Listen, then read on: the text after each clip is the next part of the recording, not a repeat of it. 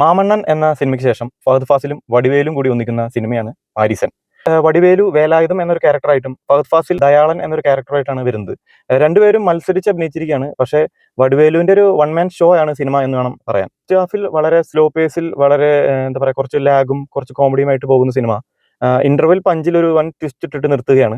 പിന്നീട് second half full ഒരു വേറെ ലെവൽ പടമായിട്ടാണ് പോകുന്നത്. കുറച്ച് ത്രില്ലറും പരിപാടികളൊക്കെ ആയിട്ടാണ് പോകുന്നത്.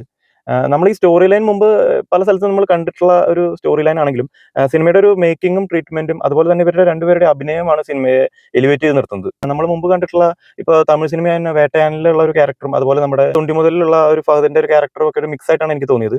പക്ഷെ വടിവേലുവിന്റെ ഒരു ക്യാരക്ടർ വൻ അപാരമായിട്ട് തോന്നി. നല്ലൊരു ഇമോഷണൽ ത്രില്ലർ പരിപാടിയാണ് ചെയ്തിരിക്കുന്നത്. അതുപോലെ തന്നെ എടുത്തു പറയേണ്ട വേറൊരു ക്യാരക്ടറാണ് കോവൈ സാറുള്ള. ഇതിൽ നല്ലൊരു വേഷം ചെയ്തിരിക്കുന്നത്. ഒരു പോലീസ് ഓഫീസറായിട്ട് വളരെ സീരിയസ് ആയിട്ടുള്ള ഒരു പോലീസ് ഓഫീസറിന്റെ വേഷമാണ് ചെയ്തിരിക്കുന്നത്. ഏകദേശം 2.25 മണിക്കൂറുള്ള സിനിമ ഒരു 30 മിനിറ്റ് ഒക്കെ ഒന്ന് ട്രിം ചെയ്തൊരു 2.25 മണിക്കൂറിൽ ഒതുക്കിയിരുന്നെങ്കിൽ കുറച്ചും കൂടി എൻഗേജ് ആയേനെ എന്ന് എനിക്ക് തോന്നി. അപ്പോൾ സിനിമയെ കുറിച്ച് പറയുകയാണെങ്കിൽ വൺ ടൈം എന്തായാലും തിയേറ്ററിൽ കാണാവുന്ന ഒരു ത്രില്ലർ മൂവി ആയിട്ടാണ് എനിക്ക് തോന്നിയത്.